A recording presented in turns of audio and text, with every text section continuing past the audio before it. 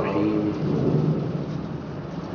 الحمد لله وكفى وسلام على عباده الذين اصطفى وصل وسلم وبارك على نبينا المصطفى وعلى آله وأصحابه نجوم الهدى وقادة التقى اللهم وفقنا لما تحب وترضى من القول والعمل وجنبنا الفواحش والمعاصي والخطايا والزلل اللهم آثرنا وأكثرنا وأصلح لنا شأننا كله لا إله إلا أنت أما بعد فأعوذ بالله من الشيطان الرجيم بسم الله الرحمن الرحيم يا أيها الذين آمنوا كتب عليكم الصيام كما كتب على الذين من قبلكم لعلكم تتقون صدق اللہ العظیم۔ میرے محترم بھائیوں اور بزرگوں،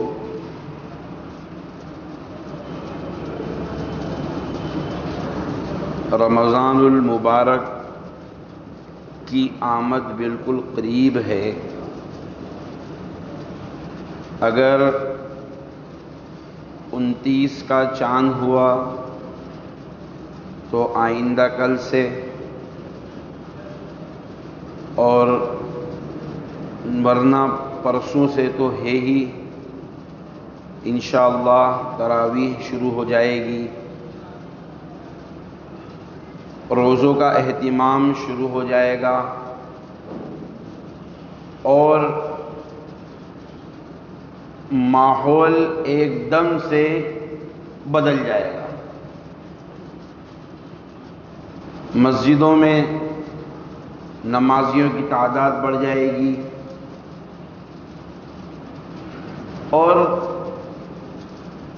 ایک عجیب سا سما چاروں طرف ہمیں نظر آئے گا۔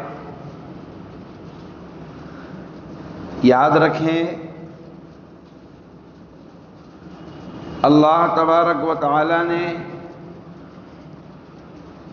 بندوں کی مغفرت کے لیے اور اپنے بندوں پر اپنے انعام کو اور اپنے فضل کو نازل فرمانے کے لیے وقتاً فوقتاً ایسے مواقع، ایسے لمحات، ایسے دن، ایسے مہینے، ایسے اوقات طے کر رکھے ہیں کہ جن میں بندہ تھوڑی سی بھی اگر اپنی بیداری کا اور اپنے مومن ہونے کا ثبوت پیش کر دے، اللہ تعالیٰ اس کا بیڑا پار لگا دیتے ہیں۔ جیسے دنیا میں ہم نے دیکھا ہے کہ حکومتیں لوگوں کے لیے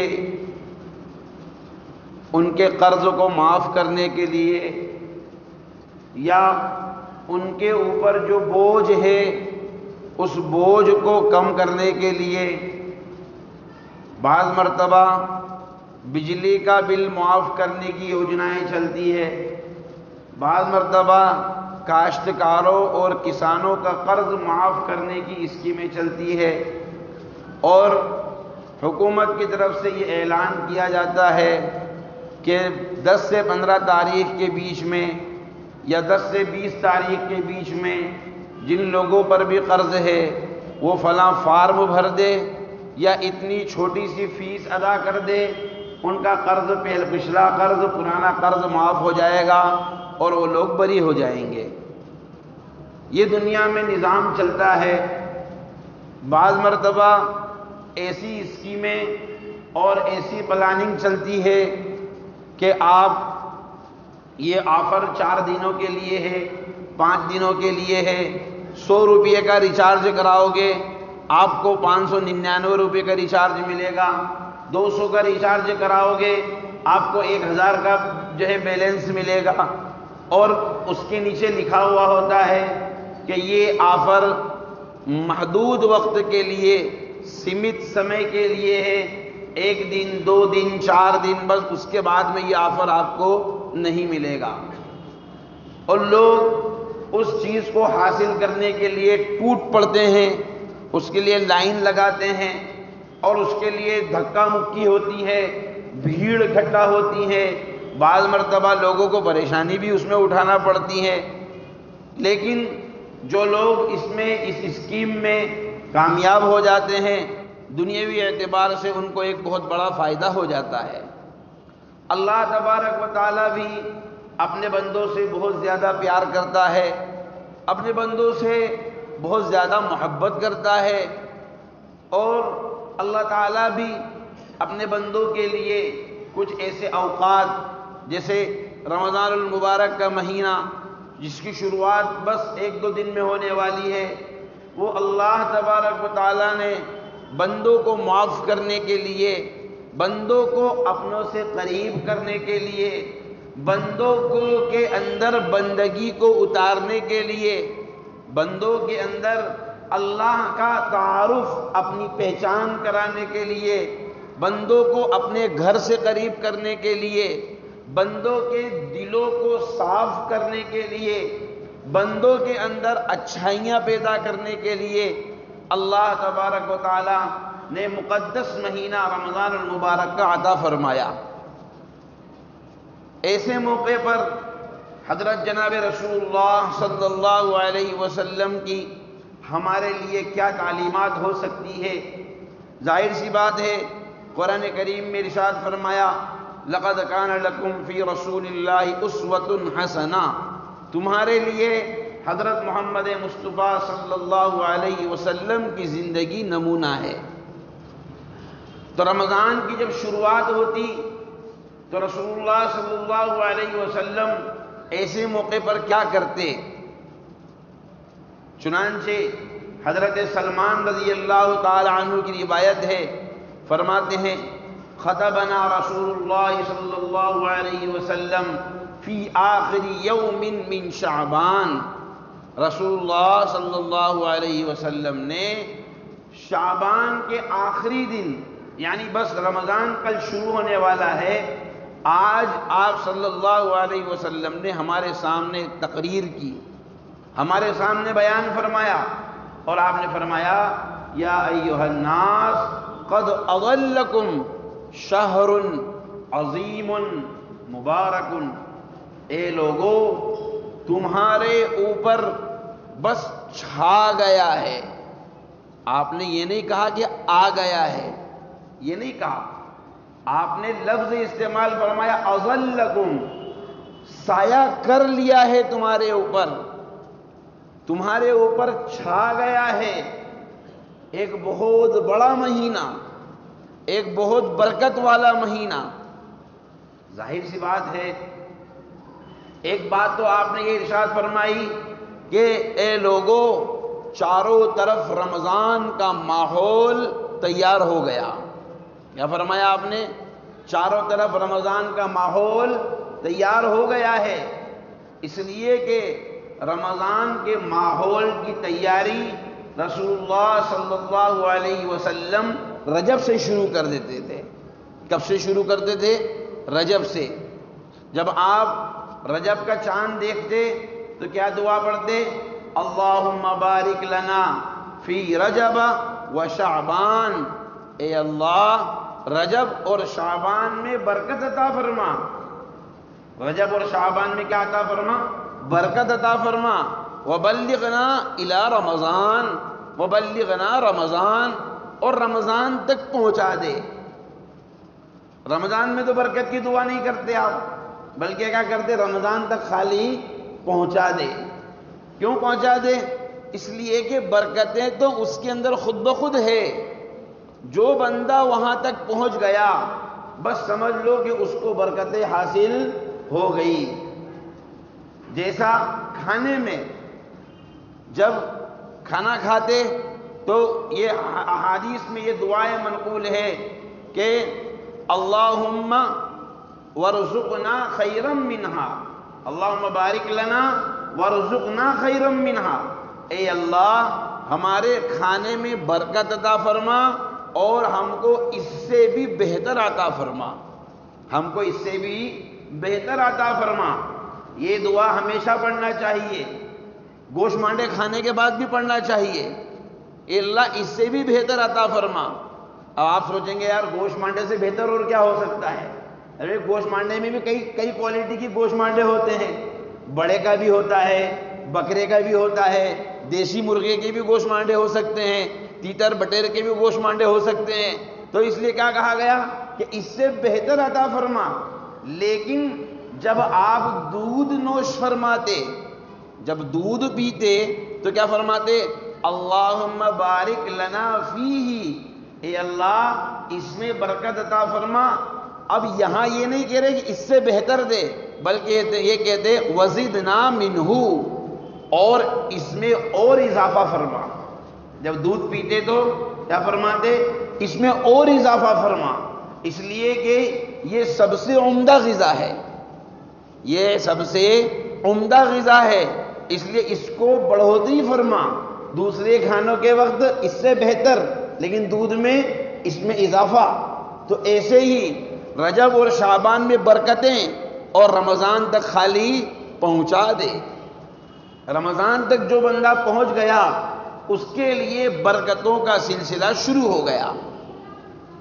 رمضان کا مہینہ آنے والا ہوتا ہے، ابھی ماحول یہ بنا ہوا ہے، کپڑے والوں نے اپنی رمضان کی خریداری مکمل کر لی ہے یا نہیں کی تو آرڈر دے دیے ہیں، پارسل کے پارسلیں ان کی پیک ہونا شروع ہو گئی، ریڈی میڈ والوں کی ریڈی میڈ کی پارسلیں شروع ہو گئی ہے، مٹھائیوں والوں نے دودھ اور ماوے کا آرڈر دے دیا ہے روزانہ کتنا لگے گا، جن کی گوشت کی دکانیں ہیں انہوں نے ایک مہینے کا کچھ نہ کچھ ایڈوانس دے دیا یا آرڈر کر دیا، ہزاروں کی تعداد میں چکن اور مرغوں کے پیسے دیے جا چکے ہیں جو اس رمضان میں توپ خانے میں شہید کیے جائیں گے، سب کچھ ہو چکا ہے۔ لیکن ہمارے لیے حضرت جناب رسول اللہ صلی اللہ علیہ وسلم کی زندگی نمونہ ہے۔ آپ علیہ السلام رمضان کی تیاری کیسے فرماتے؟ چنانچہ روایات میں ہے کہ آپ علیہ السلام شعبان کا جب مہینہ آتا تو آپ کثرت سے روزے رکھتے۔ کیا کرتے آپ؟ کثرت سے روزے رکھتے۔ کیوں روزے رکھتے؟ ارے اگلا مہینہ تو رمضان کا آ ہی رہا ہے، پھر شعبان میں کیوں روزے رکھ رہے ہیں؟ اس لیے کہ تاکہ جو مشقت، جو مجاہدہ رمضان کے مہینے میں آنے والا ہے اس کی مشق، اس کی پریکٹس اور اس کی ایکسرسائز ابھی سے شروع کر دی جائے۔ لیکن امت کو یہ تکلیف نہیں دی، امت کو تو فرمایا کہ تم 15 شعبان کے بعد روزہ رکھنے میں احتیاط کرو۔ کیا کہا؟ 15 شعبان کے بعد امت کو حکم یہ ہے کہ وہ روزہ رکھنے میں کیا کرے؟ احتیاط کرے، اس لیے کہ اگر اس میں کمزوری پیدا ہو گئی تو پھر رمضان کے روزے مشکل میں پڑ جائیں گے۔ اس لیے 15 شعبان سے پہلے جتنا رکھنا ہے وہ رکھ لیں، اور 15 شعبان سے لے کر تو 1 رمضان تک آرام کریں روزہ۔ ہاں اگر کوئی ایسا مستعد آدمی ہے جس کی ہمیشہ سے عادت بنی ہوئی ہے اور اس کو اطمینان ہے کہ میں 15 شعبان کے بعد بھی روزہ رکھوں گا تو کچھ نہیں ہوگا، اس کے لیے کوئی حرج نہیں ہے۔ تو ایک کام تو آپ علیہ السلام یہ کہ فرماتے۔ دوسرا کام رسول اللہ صلی اللہ علیہ وسلم یوں تو پورے سال تہجد کا اہتمام فرماتے، پورے سال قرآن کریم کی تلاوت کا اہتمام فرماتے، لیکن یہ عمل شعبان کے مہینے میں آ کر کے اور زیادہ ہو جایا کرتا تھا۔ شعبان کے مہینے میں آ کر اس کے اہتمام میں اضافہ ہو جایا کرتا تھا، قرآن کریم کی تلاوت کے اہتمام میں اضافہ ہو جایا کرتا تھا۔ کیوں؟ اس لیے کہ رمضان کا جو مہینہ آ رہا ہے وہ مہینہ مستقل روزوں کا ہے اور قرآن کا ہے۔ روزوں کا مہینہ ہے، قرآن کا مہینہ ہے۔ ایک طرف دن میں روزے رکھنا ہے، رات میں قرآن سننا ہے، قرآن تہجد میں پڑھنا ہے۔ تو آپ علیہ السلام قرآن کو اور تہجد کو قرآن کریم کے اہتمام میں اضافہ، تلاوت میں اہتمام میں اضافہ فرماتے اور تہجد کے اہتمام میں اضافہ فرماتے۔ اضافہ فرماتے کا مطلب یہ ہے کہ جو اہتمام آپ پورے سال فرما رہے ہیں، اس مہینے میں اس سے زیادہ آپ علیہ السلام اہتمام کے ساتھ اس کو ادا کرنے کی کوشش فرماتے اور آپ اس پر عمل فرماتے، تاکہ امت کے لیے اس بات کی طرف اشارہ ہو جائے کہ یہ جو مہینہ آ رہا ہے، اس مہینے میں اپنے دنیاوی مشاغل میں تھوڑی سی کمی لانا ہے۔ دکاندار حضرات اپنی، یہ نہیں ہے کہ کاروبار نہیں کرنا ہے، آپ اپنے کاروبار بھی کریں، اپنی دکانیں بھی کھولیں، اپنے حلال اور پاکیزہ رزق جو اللہ تبارک و تعالیٰ نے ہمیں عطا فرمایا ہے، حلال اور پاکیزہ رزق کے دروازے جو اللہ نے ہمارے لیے کھولے ہیں، اس کو بالکل، وہ اللہ کی بہت بڑی، وہ بھی ایک نعمت ہے، وہ بھی ہماری ضروریات زندگی ہیں، لیکن ساتھ ساتھ میں اس بات کا اہتمام کرے کہ اس ایک مہینے میں اپنے 24 گھنٹے کا شیڈیول ایسا طے کر لے، اس وقت سے لے کر اس وقت تک دکان کھولی جائے گی، اس وقت سے اس وقت تک فلاں بھائی بیٹھیں گے، قرآن کریم کے اتنے پارے کی تلاوت میرے لیے لازم ہے، میرے لیے ضروری ہے، میں ہر حال میں اس کو کروں گا۔ دیکھیے، اگر ہم کسی چیز کو کرنے کی سوچیں گے، کسی کام کو کرنے کی فکر کریں گے، اللہ تبارک و تعالیٰ اس کے دروازے، اس کے ایسے ہی دروازے ہمارے لیے کھولے گا، اس لیے کہ اللہ کا ایک نظام ہے، بندہ جس چیز کا ارادہ کرتا ہے اللہ اس کے لیے اس کام کو آسان فرما دیتا ہے۔ اگر ہم نے سوچ لیا کہ فجر کے بعد میں 1 گھنٹہ تلاوت کرنا ہے، 3 گھنٹے آرام کرنا ہے، عصر مغرب تک کاروبار کرنا ہے، پھر اس کے بعد تراویح کا اہتمام کرنا ہے، پھر تہجد کا اہتمام کرنا ہے، اللہ اس عمل کو ہمارے لیے آسان کر دے گا۔ اور اگر ہم نے کوئی نظام نہیں بنایا تو پھر ایسے ہمارے لیے رمضان اور غیر رمضان دونوں برابر ہے، اس لیے کہ رسول اللہ صلی اللہ علیہ وسلم نے رمضان کے موقع پر خاص طور پر بہت ساری چیزوں کا اہتمام کرنے کی توفیق عطا فرمائی، اہتمام کرنے کا حکم عطا فرمایا۔ جیسے مثال کے طور پر آدمی رمضان لگتے ہی اپنے مزاج کو تبدیل کر دے، اپنے مزاج کی گرماہٹ کو تھوڑا ہلکا کر دے، تھوڑا سرد کر دے، مزاج کے اندر تھوڑا ٹھنڈا پن پیدا کرے، برداشت کی قوت اپنے اندر پیدا کرے، لوگوں سے اگر اختلاف ہیں، اگر جھگڑے ہیں تو اس کی معافی تلافی کرے، اس چیز کا اہتمام کرے، اپنے مزاج میں اگر گرمی ہے تو لوگوں کے تھوڑا سا برداشت کرنے کی قوت اپنے اندر پیدا کرے، اس لیے کہ جو آدمی اپنے اندر قوت برداشت کو پیدا کرے گا، عبادتوں کا کرنا اس کے لیے آسان ہو جائے گا۔ جو آدمی قوت برداشت کا مادہ جس کے اندر ہوتا ہے، اس کا قلب اللہ تبارک و تعالیٰ کی طرف زیادہ متوجہ ہوتا ہے، اور جس شخص کے مزاج میں حدت ہو، گرمی ہو، شدت پسندی ہو، تو ظاہر سی بات ہے شدت پسند آدمی، غصے والا آدمی، لڑائی جھگڑے والا آدمی، اللہ تبارک و تعالیٰ کی طرف اس کا قلب جلدی متوجہ نہیں ہوتا ہے۔ آخر کیا وجہ ہے؟ رسول اللہ صلی اللہ علیہ وسلم نے یہ بات ارشاد فرمائی کہ جو شخص رمضان کا روزہ رکھے تو وہ فلا یرفث، وہ لڑائی جھگڑا نہ کرے، بیہودہ بات نہ کہے، اپنی زبان کو گندگی نہ کرے، اور لڑائی جھگڑا کسی سے مار پیٹ نہ کرے، بلکہ فرمایا فَإِنِ امْرُؤٌ قَاتَلَهُ أَوْ شَاتَمَهُ فَلْيَقُلْ إِنِّي صَائِمٌ، اگر کوئی بندہ اس سے اگر لڑائی کرے، جھگڑا کرے، جس کو ہماری اصطلاح میں کہتے ہیں چھیڑخانی کرے، اس کو ابھارے، اس کے سامنے تانے دے، تو آپ نے کیا فرمایا؟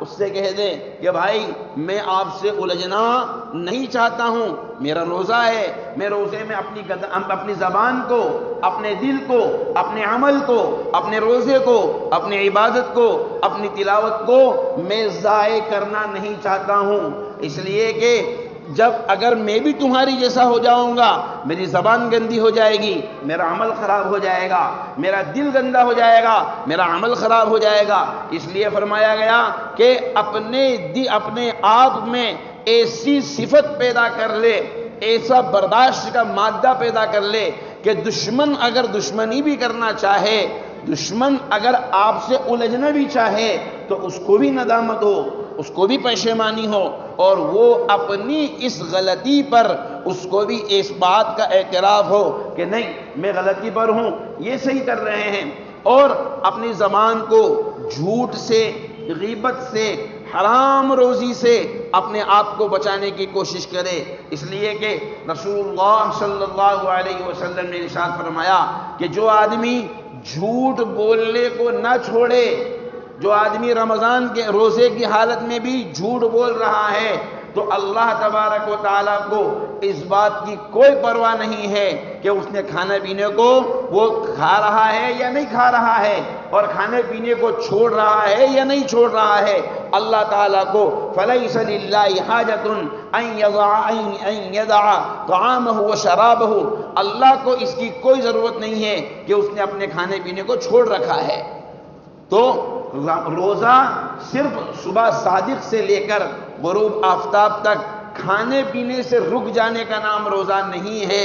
روزہ صرف اس کا نام نہیں ہے کہ آدمی صبح صادق سے لے کر غروب آفتاب تک کھانے پینے سے اور بیوی کے پاس جانے سے رک جائے، صرف اس کا نام روزہ نہیں ہے، بلکہ روزے کا مقصد ہے جو قرآن کریم میں اللہ نے ارشاد فرمایا لعلکم تتقون، تمہارے کاربیٹروں میں جو کچرا جم گیا ہے، پورے سال جو تمہاری گاڑیوں کی سروسنگ نہیں ہوئی ہے، پورے سال جو تم نے گاڑی کا رف یوز کیا ہے، ٹائم پہ ایک بھی سروس تم نے نہیں کروائی، پورے انجن تمہارے جام ہو چکے ہیں، تمہارے سائلنسر خراب ہو چکے ہیں، تمہارے پسٹن میں کچرا پھنس چکا ہے، اور تمہارا پوری باڈی جو گناہ کر کر کے اس ایسی ہو چکی ہے کہ بس اب تو اس کو بھنگار میں ڈال دیا جائے، لیکن اللہ فرماتا ہے نہیں، تم اس کو بھنگار میں مت بیچو، بھنگار میں مت ڈالو، ہمارے پاس لے کر آؤ،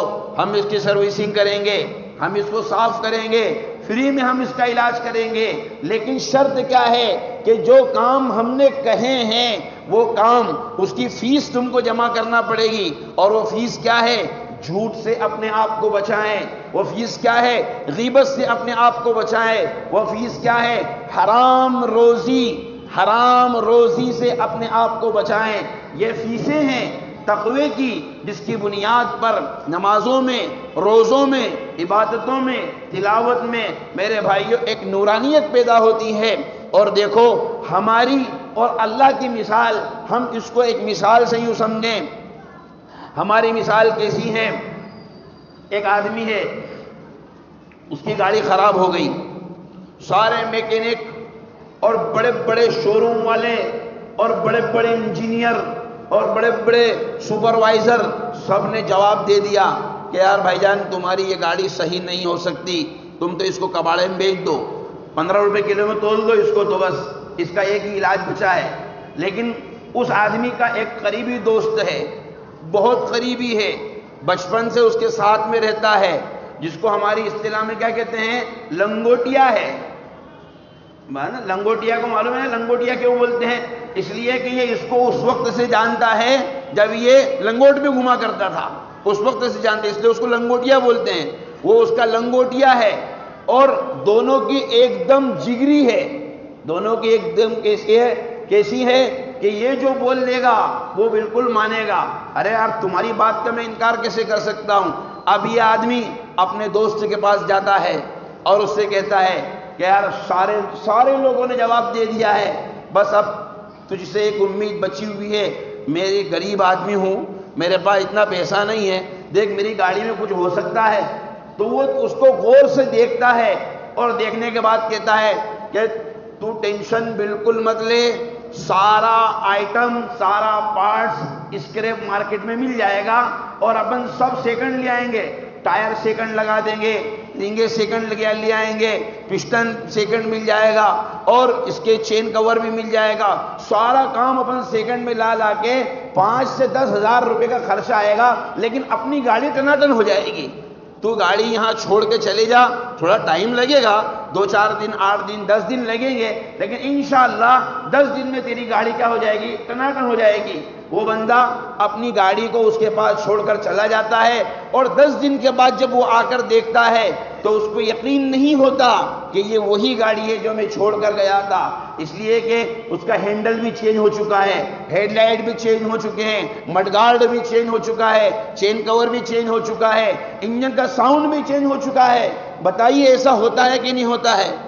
ارے یہ میں نے مثال دی، آپ حضرات کے سمجھ میں آئی؟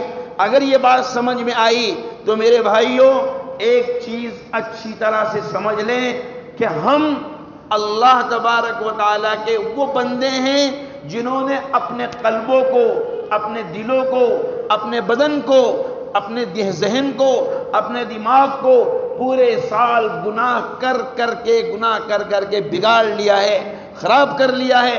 ہماری باڈیاں ایسی ہو چکی ہیں جو اب کسی کام کی نہیں ہے، لیکن ہمیں اللہ تبارک و تعالیٰ سے اس حال میں بھی امید ہے کہ اے اللہ یہ جو رمضان کا سیزن آ رہا ہے، ہم تو اپنی اس گاڑی کو تیرے گیریج میں، تیرے آفس میں لا کر کے پٹک دیں گے، اب ہمارے دل کی اصلاح کرنا، ہمارے دلوں کو اندر تقویٰ پیدا کرنا، ہمارے دلوں کو سدھارنا، بس تو ہی ایک ایسی ذات ہے۔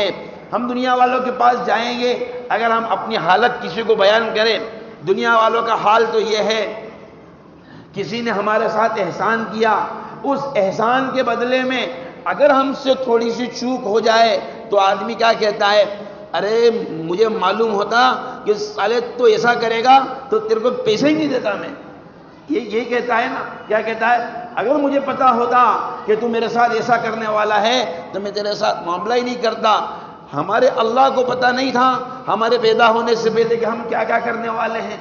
اللہ کو تو سب پتا تھا کہ یہ پیدا ہوگا، بڑا ہونے کے بعد کیا کرے گا، لیکن اللہ تبارک و تعالیٰ نے پھر بھی ہمیں دنیا میں بھیجا، پھر بھی ہمیں موقع دیا، پھر بھی زندگی عطا فرمائی، اور اس کے بعد وقتاً فوقتاً ہماری اصلاح کے لیے، ہماری اصلاح کے طریقے اللہ تبارک و تعالیٰ نے ہم کو عطا فرمائے۔ رمضان جیسا مقدس مہینہ ہم کو عطا فرمایا، تو اب ہم اپنے اللہ سے یہی توقع کرتے ہیں، یہی امید کرتے ہیں اور یہی یقین کرتے ہیں کہ اے اللہ ہم اگر اپنی اصلاح، اپنے دلوں کے احوال اگر لوگوں کے سامنے کھول کر رکھ دیں تو لوگ ہمیں دھتکار کر بھگا دیں، لوگ ہمیں مار کر بھگا دیں، لوگ ہمیں لات مار دیں، ہمیں دانے دانے کو ترسا دیں، ہمیں پانی پینے سے ترسا دیں، لیکن تو سب کچھ ہمارے احوال کو جانتا ہے، ہماری ہر چیز تیرے علم میں ہے، بس اب تو ہی ہمارے دلوں کو سدھار سکتا ہے، تو ہی ہمارے دلوں کی اصلاح کر سکتا ہے۔ لیکن اس کے لیے 3 کام ہمارے لیے، جو ہمارے لیے بہت ضروری ہے، جس میں کوئی پیسہ نہیں لگتا۔ اپنی زبان کو جھوٹ سے بچائیں، اپنے زبان کو غیبت سے بچائیں، اور حلال اور پاکیزہ رزق سے روزے رکھیں، حلال اور پاکیزہ رزق سے افطار کریں، حلال اور پاکیزہ رزق سے سحری کریں۔ ان چیزوں کا ہم اہتمام کریں گے۔ یاد رکھیں، جب بندے حلال رزق کا جب ارادہ کر لیتا ہے تو اللہ تبارک و تعالی وَيَرْزُقُهُ مِنْ حَيْثُ لَا يَحْتَسِبُ، ایسے روزی عطا فرماتا ہے کہ بندے کو گمان بھی نہیں ہو سکتا۔ مفسر کبیر، مفسر اعظم حضرت علامہ احمد علی صاحب لاہوری رحمۃ اللہ علیہ بہت بڑے مفسر قرآن گزرے ہیں۔ 1920 اور 1930 کے درمیان کا یہ واقعہ ہے۔ پولیس کو اطلاع ہوئی کہ ان کے پاس ہتھیار رکھے ہوئے ہیں، کسی نے مخبری کی ان کے پاس ہتھیار ہیں اور ان کے گھر کی تلاشی لی جائے۔ چنانچہ پولیس آئی، پولیس کا افسر آیا جو سکھ تھا، انہوں نے کہا مولانا آپ کے گھر کا جو ہے وارنٹ ہے اور ہم کو تلاشی لینا ہے، ہمیں پتہ چلا ہے کہ آپ کے گھر میں ہتھیار ہے۔ انہوں نے کہا ٹھیک ہے آپ تلاشی لے لو۔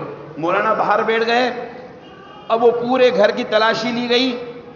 تلاشی لینے کے بعد تو وہاں کچھ بھی نہیں ملا، اور افسر نے کہا کہ یار ہتھیار نہیں ملے یہاں تو ٹھیک ہے، لیکن میں نے آپ کا کچن بھی تلاش کیا اور تھوڑا بہت کھانے پینے کا کچھ تو مل جاتا، اب دال وال مل جاتی، چاول واول مل جاتے، نہیں کچھ تو سیو پرملی مل جاتے، چنے مل جاتے، ایسے کوئی چیز مل جاتی جس سے پتہ چلے کہ تم کھاتے پیتے بھی ہو، تو کھانا پینا کیسا ہے؟ فرمانے لگے کہ دیکھو ہمارا مزاج یہ ہے کہ جو اللہ ہمیں عطا فرماتا ہے ہم اس کو لے کر کے شکر ادا کرتے ہیں، اور اگر ہمارے پاس کچھ نہیں ہوتا ہے تو ہم صبر کرتے ہیں، اور اس میں ہمارے گھر والے ہمارے ساتھ ہوتے ہیں۔ کیا فرمایا؟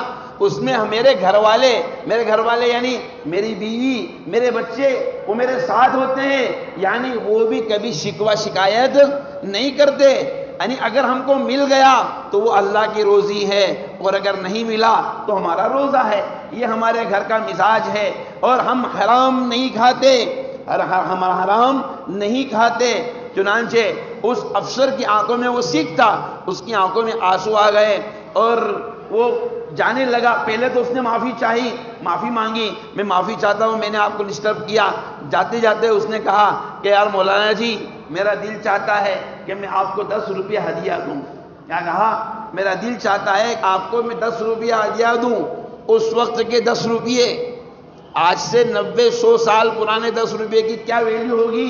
وہ جو یہاں پرانے لوگ بیٹھے ہوئے ہیں، جو 50, 60, 70 سال کی جن کی عمریں ہیں، وہ لوگ بتا سکتے ہیں کہ آج سے 40 سال 50 سال پہلے 10 روپے کی ویلیو کیا تھی، تو 100 سال پہلے 10 روپے کی ویلیو کیا ہوگی؟ انہوں نے کہا میرا جی چاہتا ہے کہ میں آپ کو گفٹ میں، ہدیے میں 10 روپے دینا چاہتا ہوں۔ چنانچہ وہ اس نے اصرار کیا، اور مولانا کو زبردستی 10 روپے مسافے میں دے کر گیا۔ مولانا نے اس سے کہا کہ دیکھو ایسی روزی ہم کو ملتی ہے، ہمارا اللہ ہم کو ایسی روزی دیتا ہے، کہاں تو تم مجھے گرفتار کرنے آئے تھے، الٹے تم خود میرے محبت میں گرفتار ہو کے جا رہے ہو۔ تو جب حلال روزی کا ہم ارادہ کر لیں گے، اللہ تبارک و تعالی ہر حال میں ہمارے لیے ایسا انتظام فرمائے گا۔ یہ ہو سکتا ہے کہ ہم اپنی خواہش کے مطابق جیسا ہم چاہتے ہیں ویسا ہم نہ کر پائیں، اس لیے کہ یہ دنیا ہماری اپنی خواہشات پوری کرنے کی جگہ نہیں ہے، یہ تو اللہ کی مرضی پوری ہونے کی جگہ ہے۔ یہاں وہی ہوگا جو اللہ تعالیٰ چاہے گا۔ بڑے ہی نیک اور بڑے صالح اور بڑے متقی اور بڑے پرہیزگار ہوتے ہیں اللہ کے وہ بندے جو اپنے آپ کو حرام روزی سے دور رکھ کر کے حلال اور پاکیزہ رزق کی تلاش میں پھرتے ہیں، اور اسی سے وہ اپنے رمضان، اپنے روزے، اپنے افطاری اور اپنی سحری کا انتظام کرتے ہیں۔ تو اللہ تعالی ہم سب کو اس مہینے کی قدردانی کی توفیق عطا فرمائے، اور جو اس کا مقصد ہے دلوں کی صفائی، اللہ وہ ہم سب کو نصیب فرمائے۔ حرام سے اللہ ہماری حفاظت فرمائے، اور حلال اور پاکیزہ اور مقدس رزق اللہ ہم سب کو نصیب فرمائے۔ وما توفیقی الا باللہ۔ سنت ادا کر لیں۔